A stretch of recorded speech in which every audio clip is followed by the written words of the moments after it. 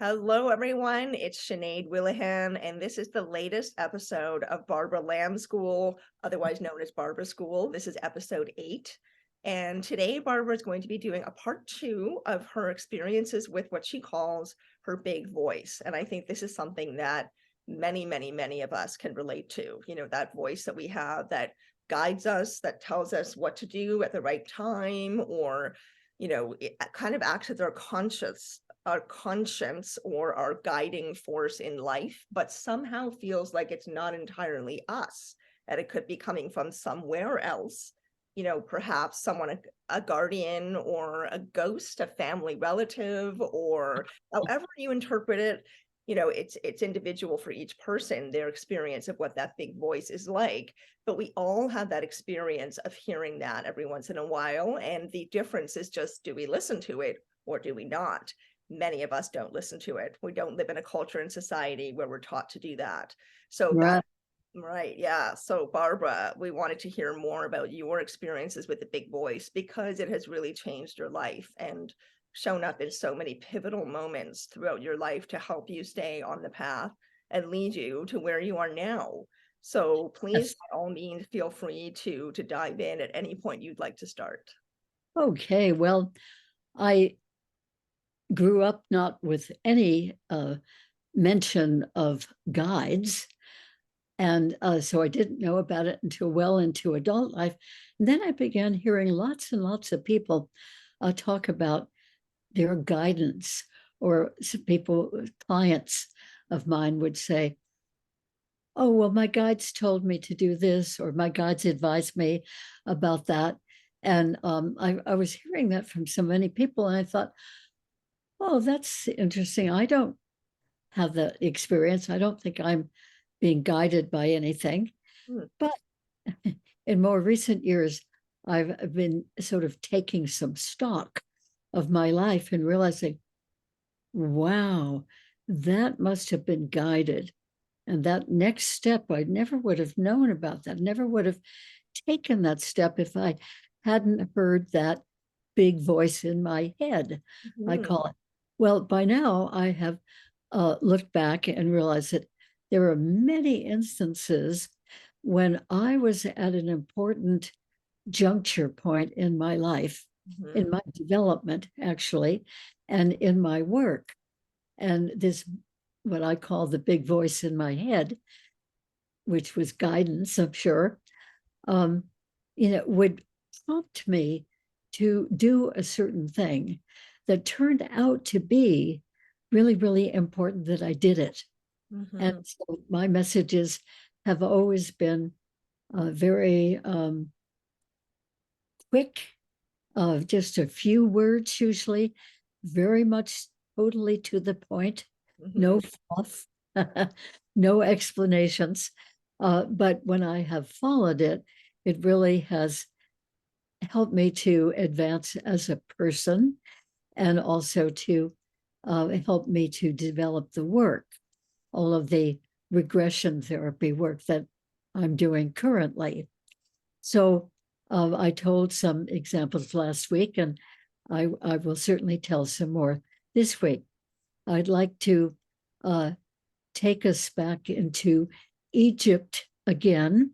Mm. Uh, I had had many past life recalls. And on my second trip to Egypt, which was 1983, I had such a spectacular past life recall, that it triggered my grieving and sobbing and crying for a couple of hours to Okay. clear that really, really vivid memory that came up when I just happened to be visiting an underground tomb for the bull gods. And there were other spontaneous past life recalls that second trip to Egypt as well. So when I came back home again to California, I thought, there must be some way that we can use past life memories as a healing in this life Mhm. when I'm working with people in counseling. which I was already doing for several years. Is that because you felt So, relief? Is that because you felt a sense of relief after you had your own recall experiences from the oh, emotional release? yes, especially that one that involved a lot of grief from losing a loved one Mm, in that particular lifetime. mm, So, anyway, I sort of went about my regular therapy practice and talking with people and just thinking, you know, there must be some way to use these memories that have really had meaning in previous lifetimes. And I didn't quite know how to do that. But the same year, one afternoon, I was just a Saturday afternoon, I was just walking through my house, walking near the office room where we had a television, and something told me to go into that room and turn on the television. mhm. Well, I had never before or since turned on the television in the afternoon. I didn't know why I was turning it on. I can still remember very clearly, and this was 1983.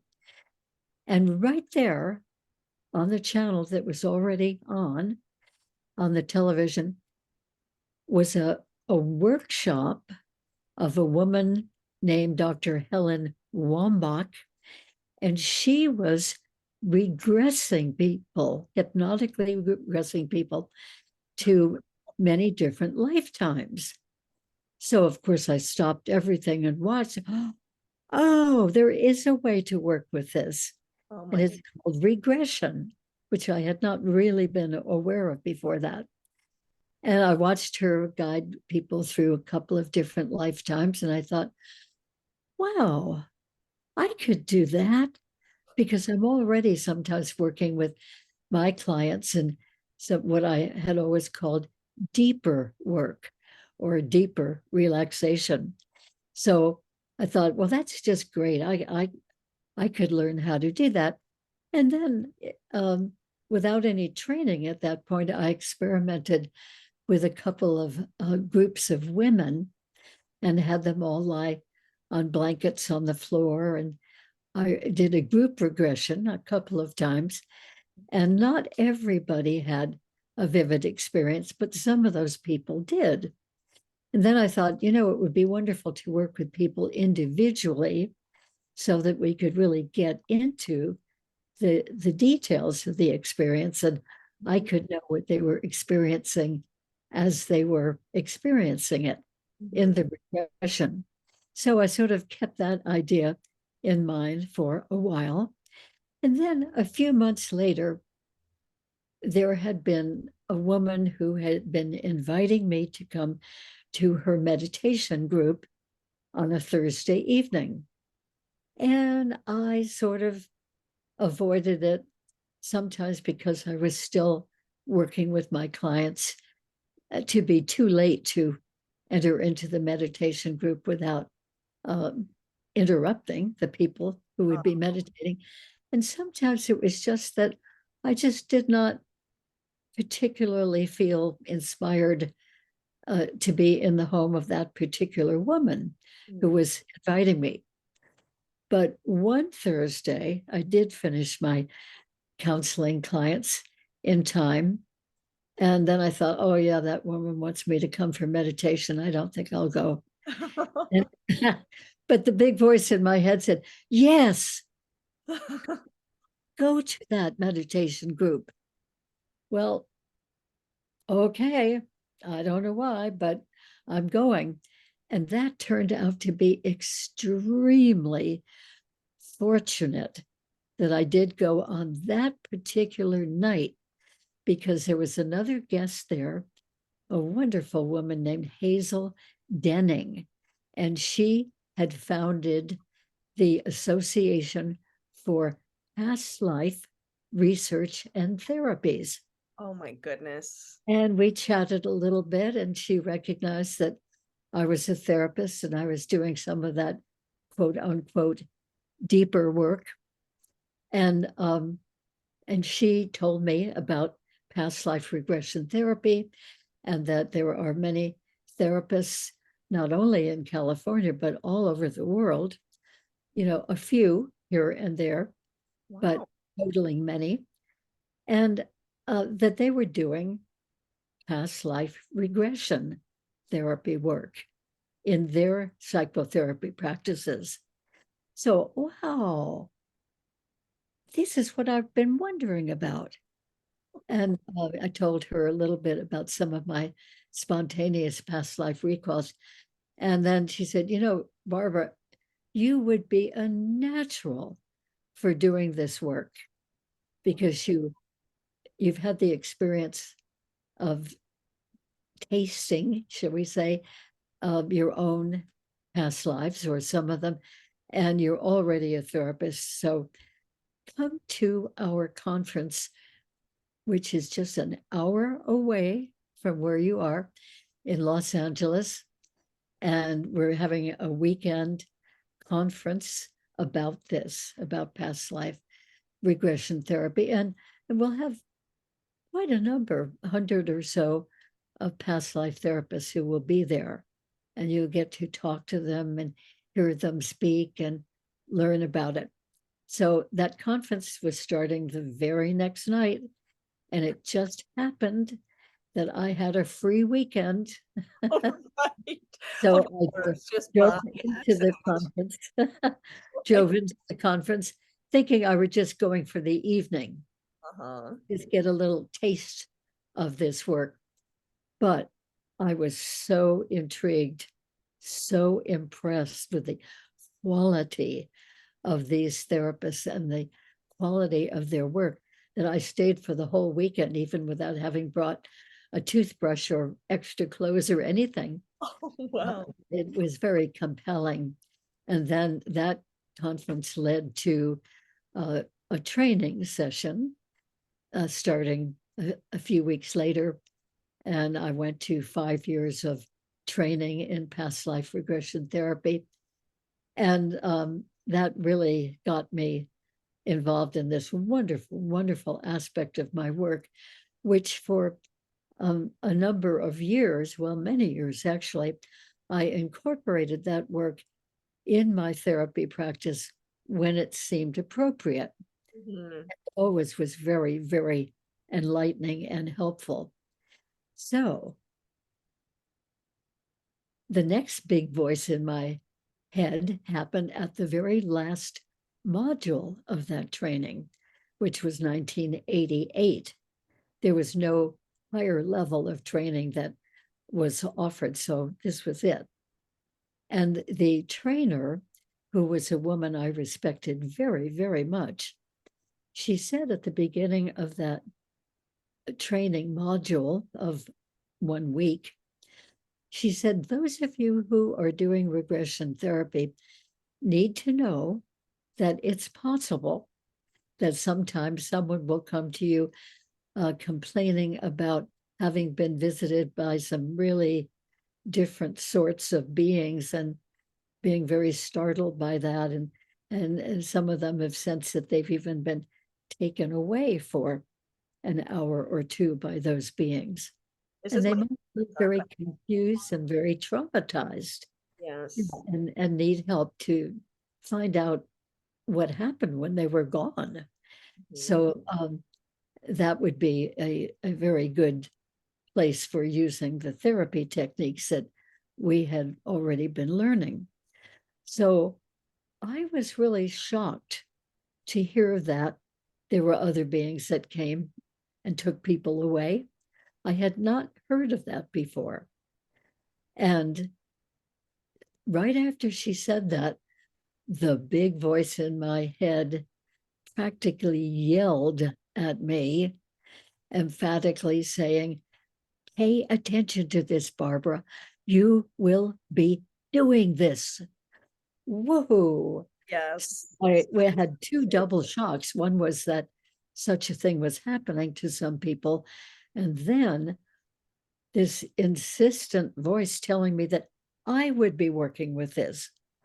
So I was just totally bewildered and fascinated, and Mhm. spent the next 3 years among all the other things I was doing and my work, of course.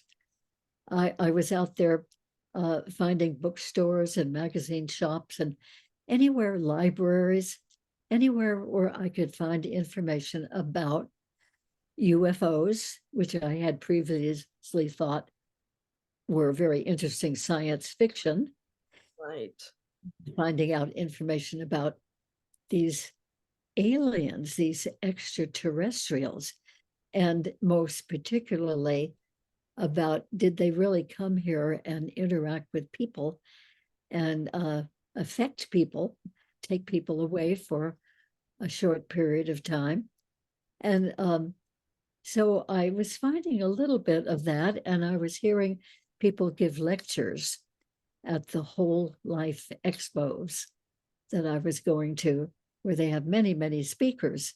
And I found myself seeking out the speakers who seemed to have anything to do with these extraterrestrial visits. And I heard Bud Hopkins, who was very, very active in that work, and David Jacobs, both of those from the East Coast, but they came out to California to give these talks. And that was really very, very helpful. And I became aware of another person or two who was doing this work. And so that was very encouraging. So, Yes.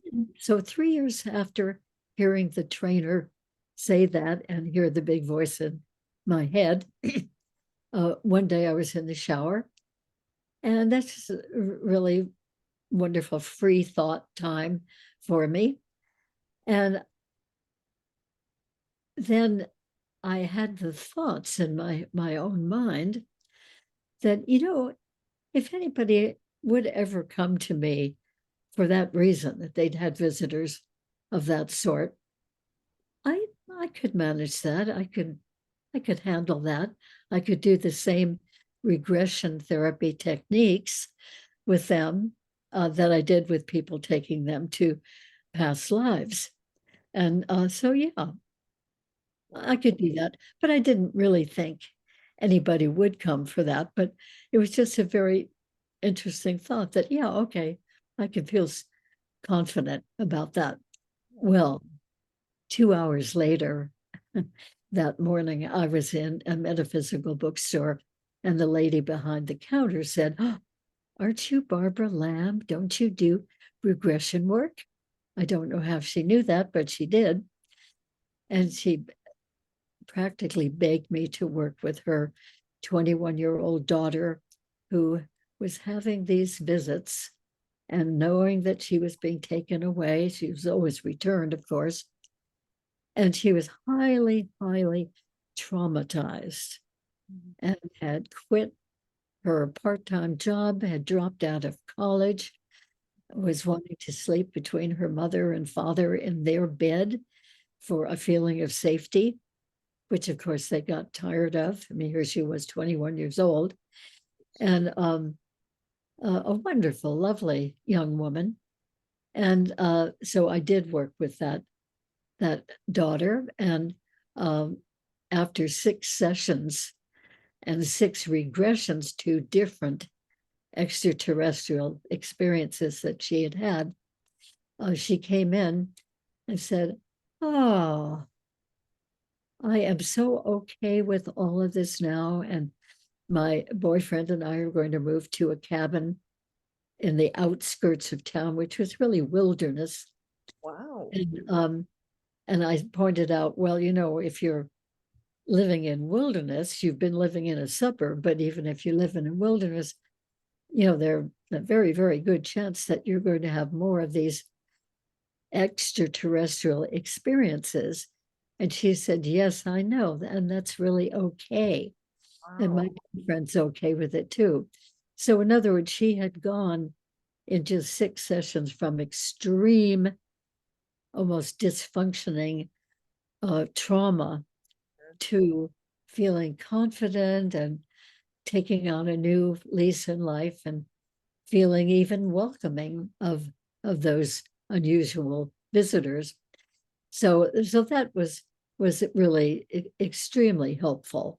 Yeah. And I'm so glad that the big voice in my head started that all by having me go to that meditation It's just night and then extraordinary. meet the past life therapy person and then being prepared for doing this work too, I think which that's was so extraordinary, really, Barbara.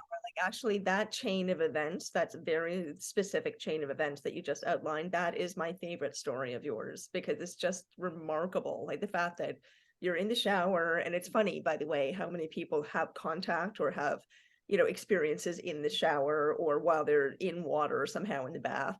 But yeah, you decided, yeah, I could do that. You felt comfortable and confident for no apparent reason with the uh, idea that you could help people with extraterrestrial experiences. And 2 hours later, you find your first client. I mean, I it's, know. it's just too uncanny. The whole thing from beginning to end is just amazing. So I wanted to emphasize that. I love that story. Oh, thank you. Well, I do too. I so appreciate that all of that happened. And Yeah. so not only did that young woman come, but then, um, well, the summer came along, and then I went to England for crop circles.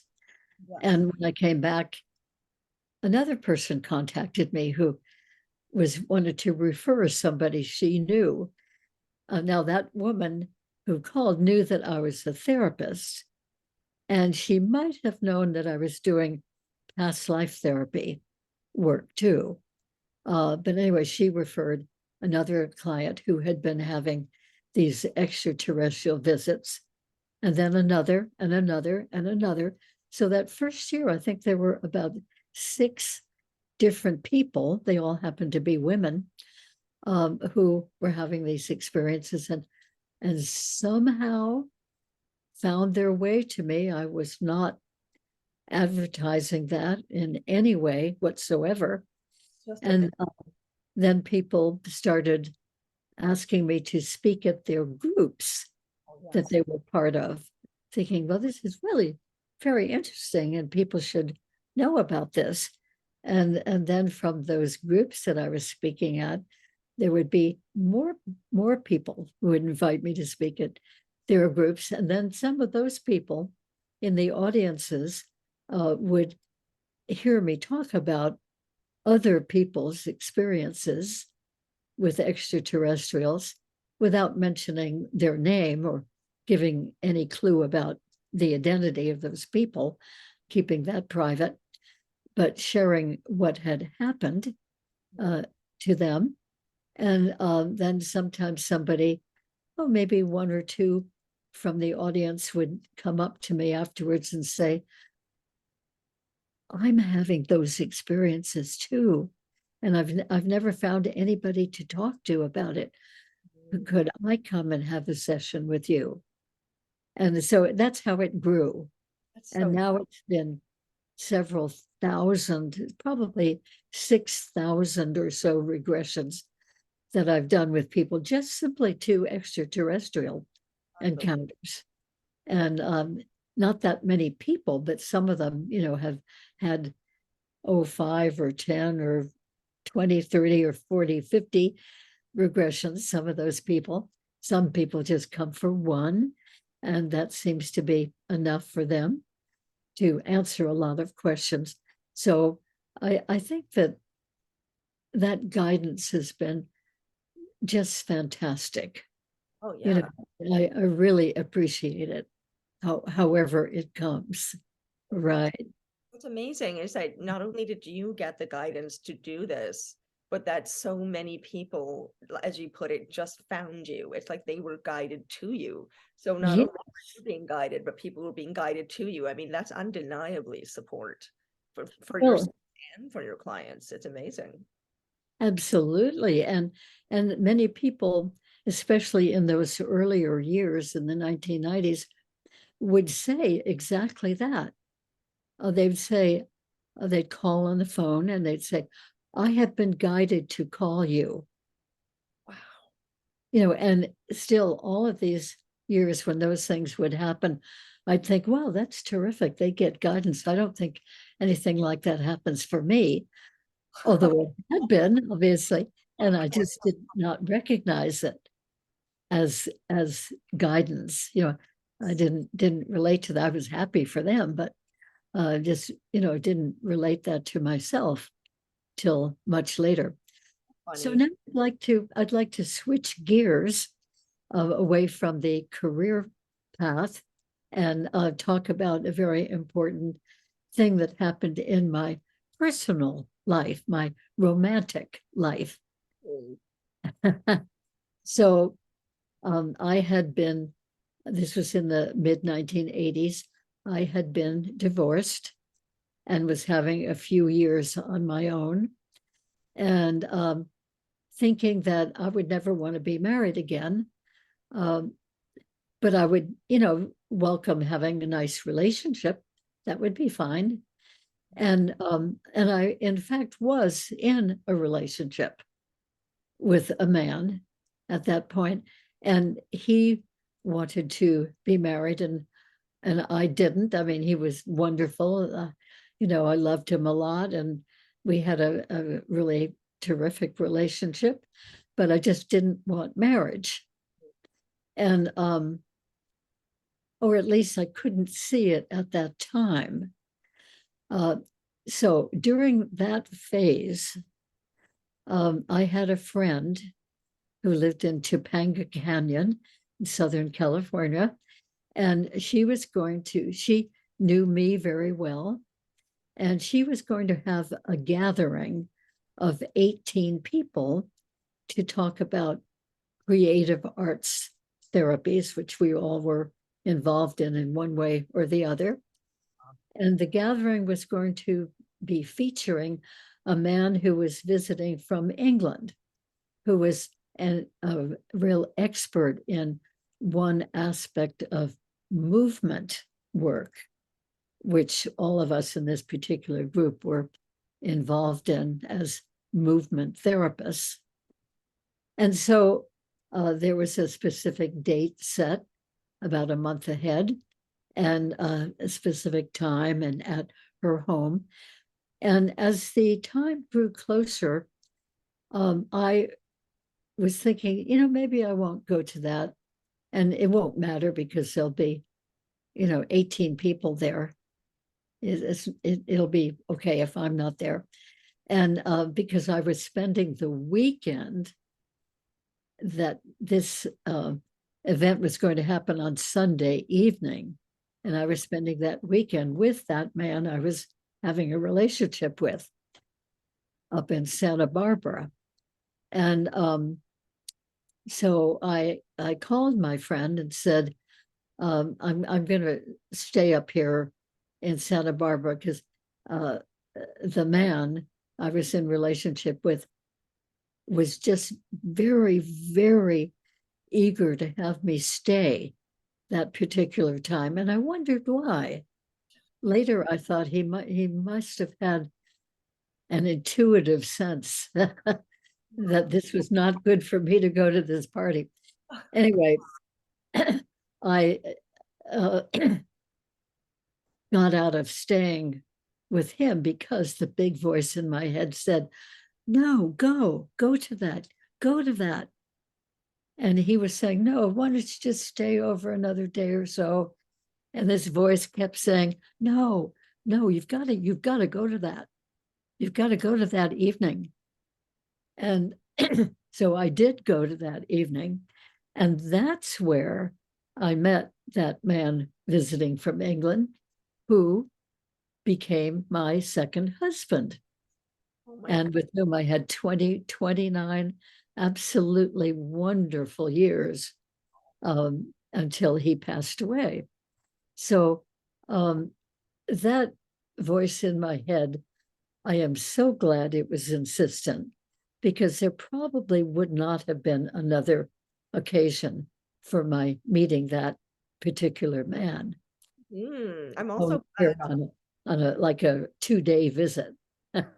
Yeah, I'm also glad that you as a person are so strong in yourself, right? Because a lot of women might have just catered to what the man you were seeing wanted, right? Especially when he was so enthusiastic and so like, no, Oh, no, no, yeah. stay. But you not only listened to the voice, I don't know if you were recognizing it as guidance at this point, but you were strong No, yourself to go with what you wanted and what you needed, despite what Yeah. your partner was asking of you. So, I But mean, then there was this voice that kept saying, you know, as I was talking to him, the man I was in relationship with, there was this voice that kept saying, no, don't, you don't have to say, don't stay, go to that. You've got to go to, you've got to go to that. Yeah.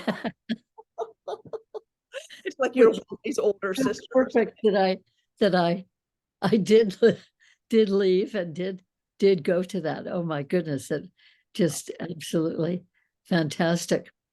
Okay, Yes. so I did get to be in relationship with that man whom I met that night. And it was about 2 months after we met that he actually came to Southern California again. He worked all over the world. So he saw it as a very workable situation, that even though he lived in London and I was in Southern California, that because he traveled all over the world, he said, the world is a small place and I can plan my program with you very much in mind. Oh, Those were exactly his words, which I remember from oh, 1984, it was actually. Yeah. So anyway, um, 2 months after that, he did come for that first visit, and I met him at Ontario, California airport, which is a small airport. And he walked off the tarmac and into one arm of the terminal. And as we were walking along, I realized we had our arm around each other's back, mhm. walking along, and how happy, incredibly happy I was. And that feeling continued. We went to my home and had lunch. He had come in the middle of the day. And by late afternoon,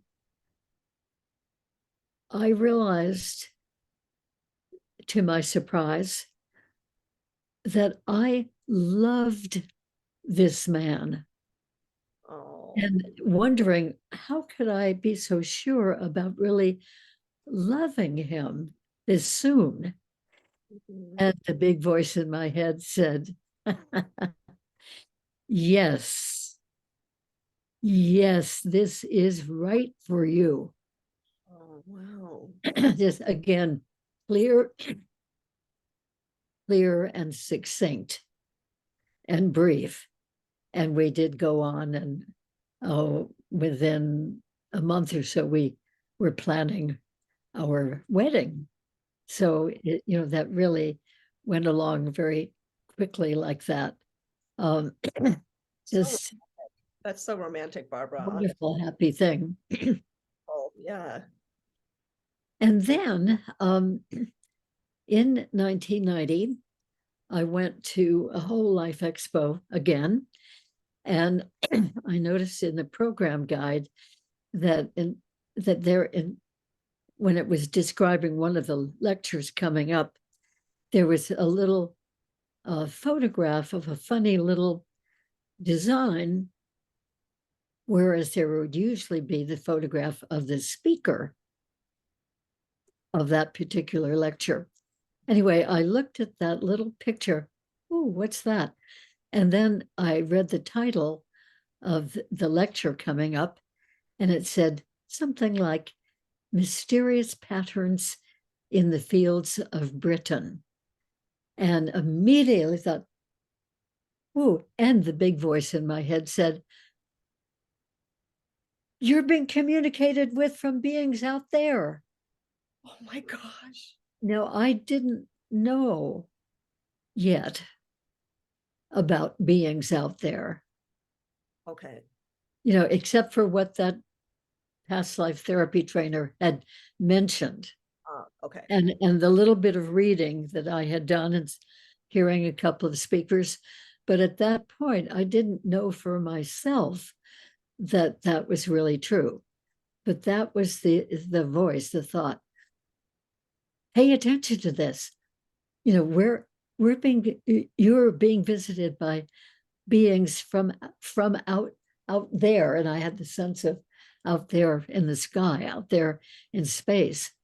And I went to that lecture, and halfway through, I was so impressed with the crop circles, with photos that the speaker had and some videotapes as well. And I found myself slapping my thigh, and that voice resounded again, saying, "That's it. Go to England next summer. Check it out for yourself," which I did and Wow. went for 27 years consistently, to research the crop circle phenomenon. And I still feel that they are made by intelligences out there. That's been difficult to prove, but I definitely have a very, very strong sense of that. Mhm. So And of I course, think, you have one of those mysterious patterns right behind your head right now in your background. yes, yes, that's a crop circle right there behind my head, indeed. Yes. So did I tell about that morning voice in Tibet? I think I might have mentioned that I was going to go on a certain road up on a mountain with my friend, and the voice said, "No, don't go there." And it turned out that there was a lot of trouble that had happened there. You did mention Uh, that, yes. Yeah, in part one of this, of the big voice. Mhm. right. So one of the many wonderful things that happened in my crop circle adventures in England was in 1996. I was in a crop circle, and my attention kept being drawn back to quite a distance, where there was a house. It seemed like a three-story brick house with a blue slate roof. There were tall trees around it. Couldn't see the base of the house. And for some reason, that house just kept drawing my attention. And I go back into researching the crop circles, down on the ground on our hands and knees, looking at the stalks and signs of change in the plants. And then again, that suddenly I'd feel this almost like a magnet pulling me around to look at that house.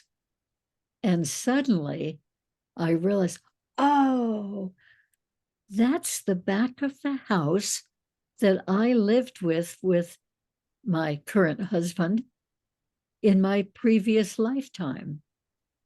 And the reason why I knew that was because a few years earlier, I had been regressed myself to a lifetime in England with that man who was currently my husband.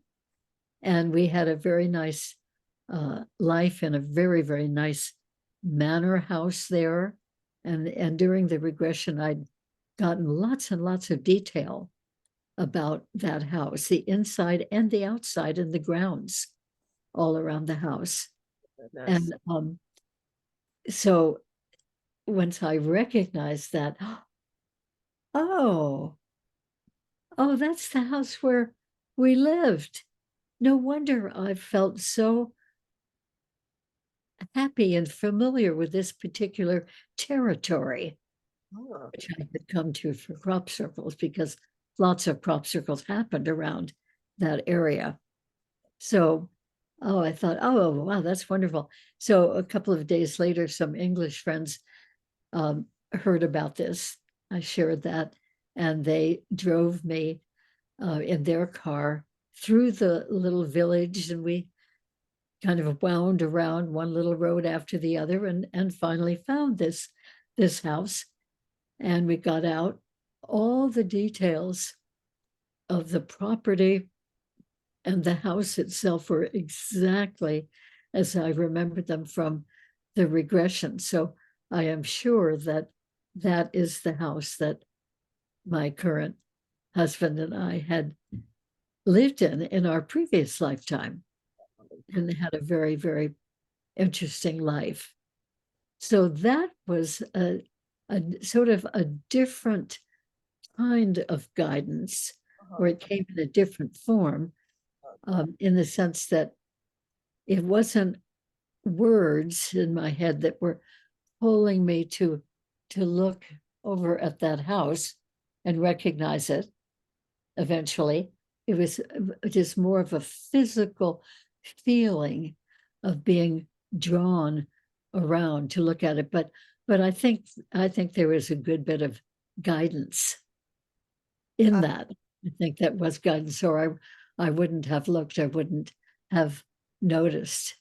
yes, it sounds like it was a very strong energetic pull, almost as if someone was saying to you, "Look over there."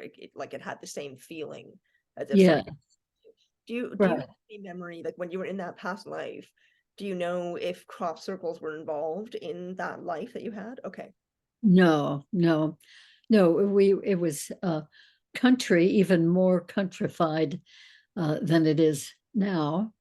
But um, so there were farms around, and probably plenty of fields that would have been appropriate for crop circles, but there was no awareness of that whatsoever, no mention of it or awareness of it. Yeah. Fascinating. Fascinating that that past life and your passion for crop circles happened to just plunk you in exactly the right area. It's Yeah, yeah, yeah. Yeah, it was nice that that crop circle was in that particular field, which would be the only field around there that would have had a view of this house at all.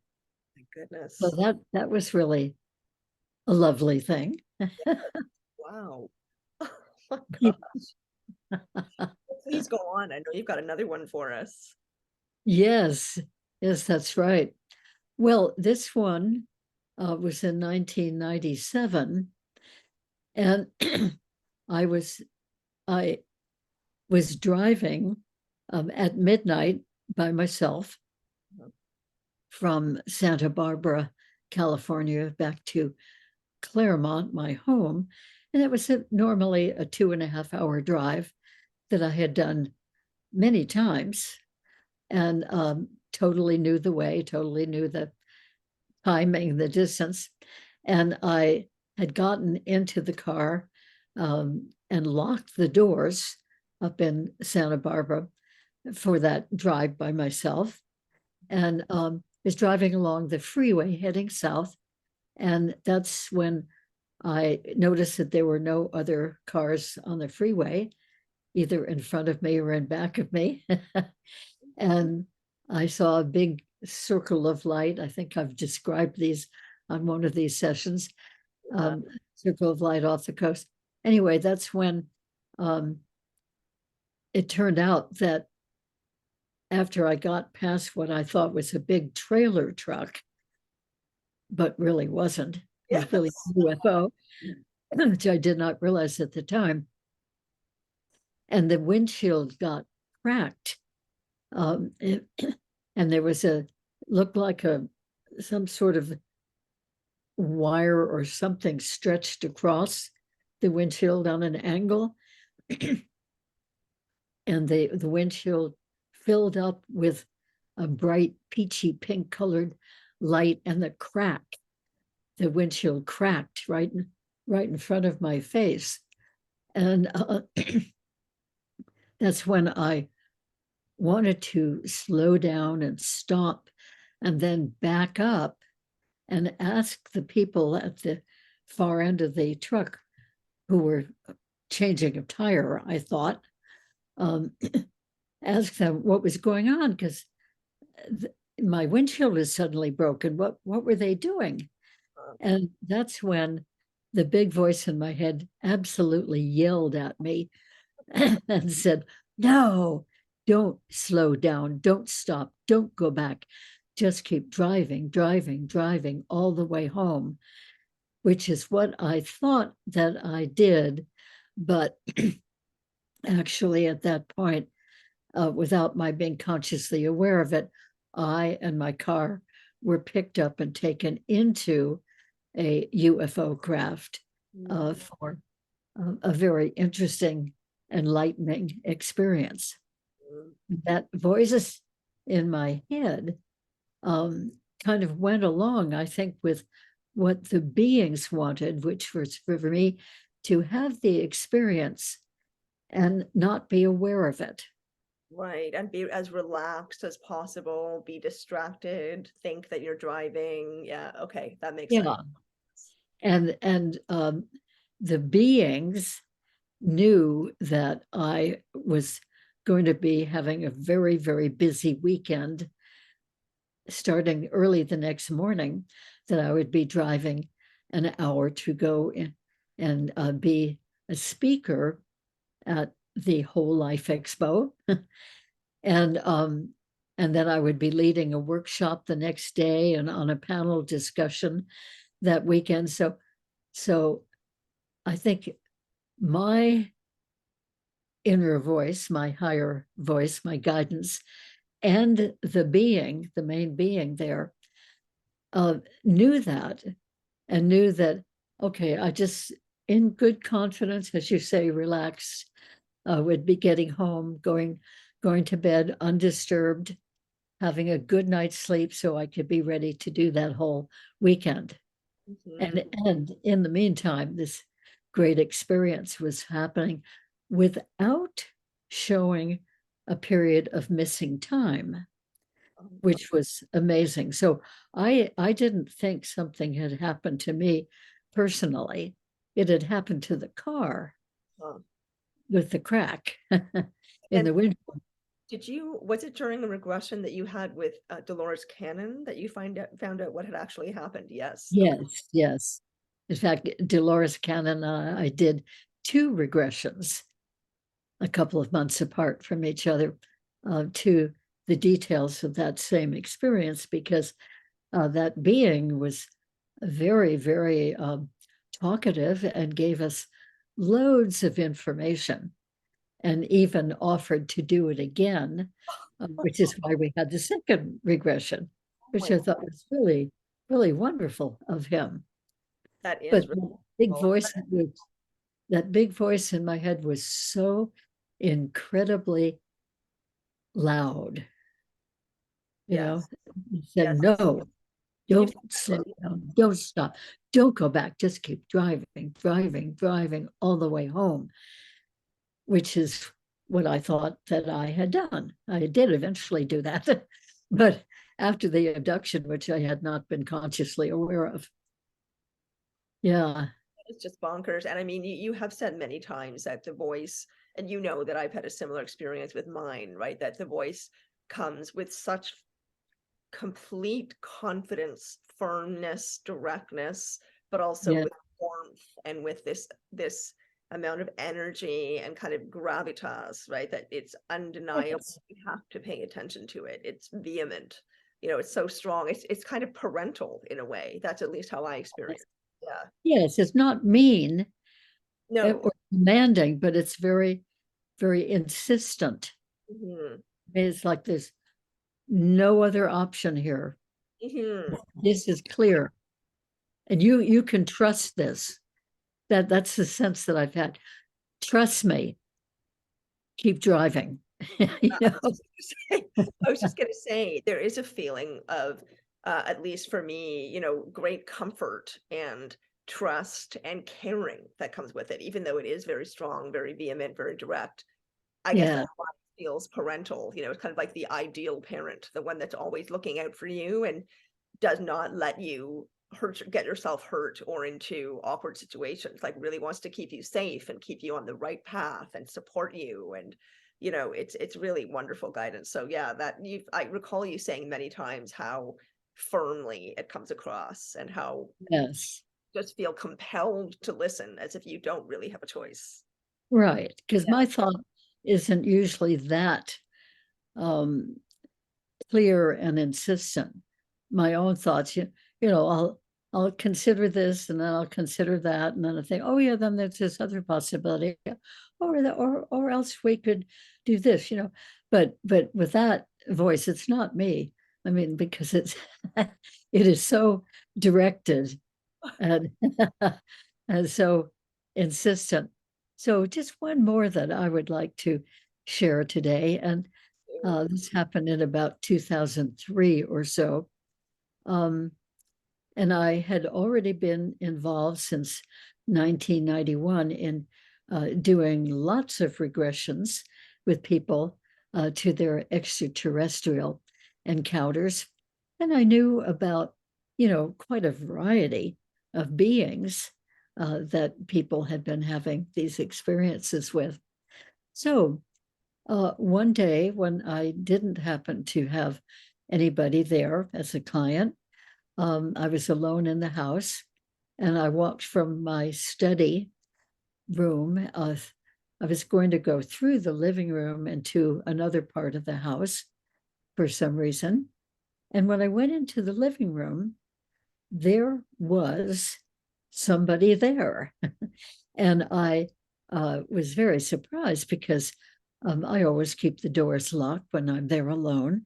I knew I was alone for that whole day. But here was somebody, and not only just a somebody, but a full reptilian male being, looking just as physical as you could possibly look. And there was a lot of light coming in the living room to see him because there was a big corner window, and lots of light coming in from the south and from the west. And, so I could really see this very clearly. So not only was I surprised to see that somebody was there, but I was surprised to see that, oh my goodness, it's a reptilian somebody, and it's a male. And so that was very surprising, but he looked so friendly, so safe, so nice, so approachable. He looked like a really, really nice guy. So I went right over to him without hesitation, and he had his hand out for a handshake, and I took his hand. We held holding hands probably for 5 minutes, 5, 6, 7 minutes or so. And during which time I just stood there holding his hand, looking at his beautiful eyes. They were totally round eyes, and they were yellow, like a yellow marble. And they had little, instead of round pupils and round irises, they had a vertical slit, kind of like we would draw a lightning strike. And I was just fascinated looking at those eyes. It was so different and so beautiful and seemed very friendly.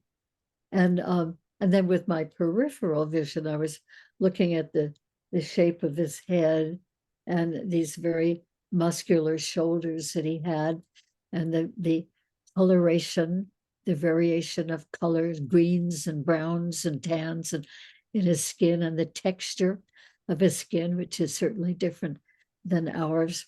And he was there for a few minutes, talking telepathically to me about how he had come to give me my own personal experience in the light of day when I was awake and fully conscious and alert. Wow. And because he knew that I was doing all of this work with people, helping them get in touch with their encounters that they had had with extraterrestrial beings of many different types.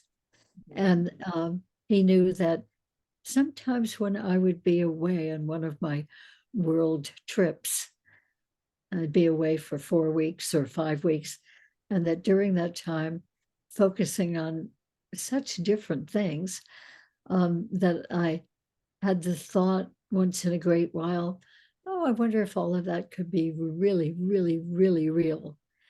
And so these beings from out there, from way out there, um, know that they are just so telepathic. They know so many things remotely that some of our people do, remote viewers do, but most of us don't. And that they knew that that would happen in my mind. I would never say that to anybody else. And so he came to give me my own personal experience. as he said, in the light of day when I'm fully awake and conscious and alert and Wow. can be fully aware of it. So here's where the big voice comes in.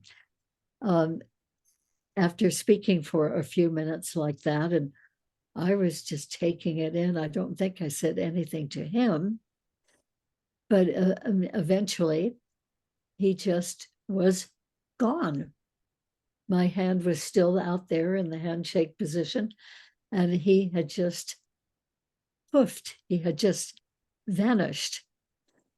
And then I was saying to myself, wow, that that really just happened, didn't it? I was asking myself. I mean, that wasn't my imagination. I could feel him. That really did happen, actually happen.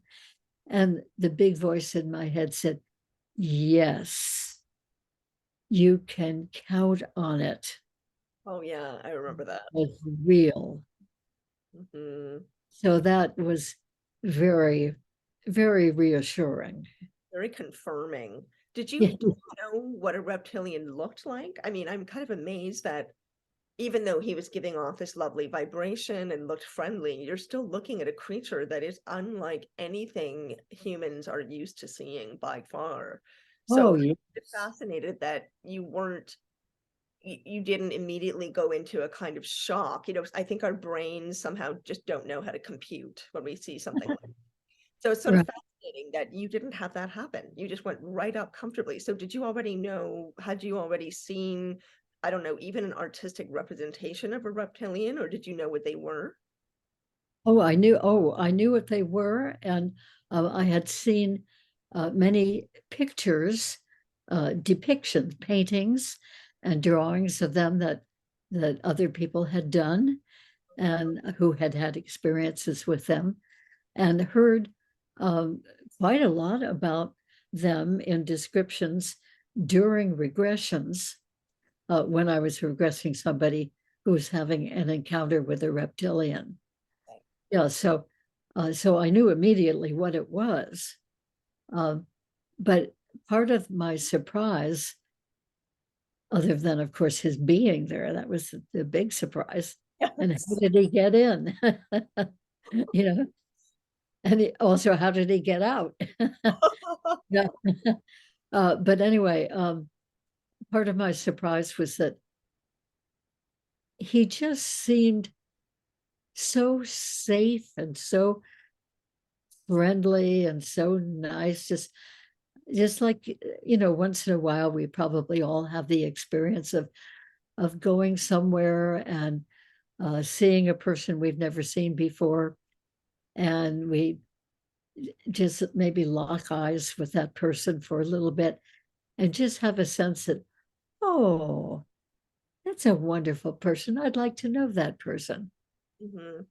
Those of us who are fortunate who've had those things happen. So it was the same sort of feeling, seeing a new person and immediately liking that new person, except that this one wasn't a human person, Yeah. I mean, that's the part that's fascinating. extraterrestrial person. Yeah. Um, but anyway, he was very nice. So he had said in that talking to me, he had said that he had been bred as a friendly ambassador Oh, and to help to validate for people about having visitors from elsewhere come and visit them, and that he and some others would visit somebody who had been, well, we would call them a contactee or an abductee or experiencer. That's the word I like to use. And just validate for them to just by appearing for a moment and until the person sees him or one of them. And so in other words, he said that often they'll come when a person is standing in front of a mirror looking at themselves in the mirror, and they'll just be behind the person and just come up very slowly until the person sees them, that they're really there, and then they disappear. He said, well, then we leave, which means disappear from our point of view. And but it's just enough to validate for that person that, yes, these beings really do exist and they really do come. Wow, what an incredible confirmation. I mean, first of all, that is very touching, actually, that they would be so generous, right, to ensure that you had that experience, because Right. imagine that being incredibly confirming for you on a personal level, but also on a professional level, and also something, this is the story you're now able to share so that other people can feel validated in their experiences. So it's kind Yeah. of multi um multi-validating, I guess, or multi-confirming, on a few different levels. And also, I'm just amazed that you were able to look at him and visually deal with that. I mean, that's a common experience Yeah. for people who see ETs, is that they kind of, their brain kind of spasms or something, or they, goes momentarily on the fritz. They just can't handle it. So Yeah. to me, that's also validation and confirmation that you knew them already, that you already had some experience or familiarity with them, and that must have been why you didn't immediately, you know drop down fainting or whatever happened, uh, Right. you know Well, fortunately, I had been doing probably, as I said, maybe 13 years or so of regressing other people to their experiences. So I was very familiar with that whole phenomenon, and that these beings do exist. And I had seen pictures of reptilians and had heard stories of reptilians, some of which were more disturbing, more unlikable by the person experiencing, but some of them very favorable too. Mhm. So uh, that I it was a good time when he visited, from my point of view, and maybe he knew that too. That I'd had enough experience vicariously, so that when this happened to me, I was really okay with it. And he was an especially nice guy. It certainly sounds Completely reptilian. And it's interesting too, because I had and have not ever been comfortable with earth reptiles. In like. other words, I've never wanted to touch a snake, Right. or a toad or a frog, or you know, any of the reptile types that we have. Um, whereas I've been much more friendly toward animals, mammals, but I had never really liked to have anything to do with reptile in a personal way, in the sense of touching them or having them as pets or anything. And yet this guy, even though he was a reptile, um, he just seemed absolutely fine. And my experience with him was fine. Well, it kind of makes me think, I think you and I both believe that it's important to note to people that there are different kinds of reptilians, because there's so much black and white categorizing among humans as to who the ETs are and which ones are good and which ones are bad, but really they're just as varied as humans are, often in temperament and Yes. personality, motivation, intention. So there's some reptilians that are really lovely and friendly and support humans and support planet Earth, but there are others that are not at all like that. So it's Yeah. important, that gets stated, that not every reptilian is a big bad reptilian. There's many different kinds. So I think it's That's, important. We have to be compassionate towards them and make sure that we're, I feel, checking our stigmas and our biases and our prejudices mm, towards them as much as to each other, because we are certainly getting closer and closer to a time that we're going to be interacting with extraterrestrials on a large scale, I think, right? I In a think so. conscious way. Yeah, I know you believe that as well. And that's part of why we do need to wrap up now, but that's part of why you and I are doing this series. That's one of the many reasons, because we feel that this is a pivotal time on Earth, that it's a valuable time on Earth, a precious time for human beings to gain more awareness of the fact that extraterrestrials are real. They exist. They're coming here. There's many kinds of them, and they want largely to support us and to support our evolution on planet Earth. But there are some nefarious types that we have to be aware of as well. So Right. I'm just so lucky to be doing this with you, Barbara. I really feel like it's important to communicate these stories and experiences and your knowledge for so Mhm. many reasons, one of which is what we just said, that this time on Earth is incredibly important, and we need to educate ourselves about the Yeah, fact that we are cosmic citizens, not just earthly. indeed. Well said. Thank you. Well, Well, thank it's fun to do the sharing. It always is. Yeah. I mean, your stories are just amazing. And, it is important also for people to hear them to feel validated, supported, and reassured. But I think it's important too that so many of you who have done such incredible work in this field for so long, that you're known for the people that you are as well as for your work, because it adds so much richness of context that you've had. All of you have had so many personal experiences that inform your work so thoroughly, right? That's really, really valuable. So, Barbara, thank you as always for being here. And I always look forward to seeing you and hearing what you're going to share. And of course, we're going to do more of these. There's more coming. So thank you so much for being here and for having that amazing crop circle in the background. I love that your head is always right in the middle of it, as if it's rotating like your aura or something. It's really cool. All right. Just radiating out. Yeah. Yes, just like your energy. Yeah. Yeah. Well, many blessings to you and to everyone listening to this.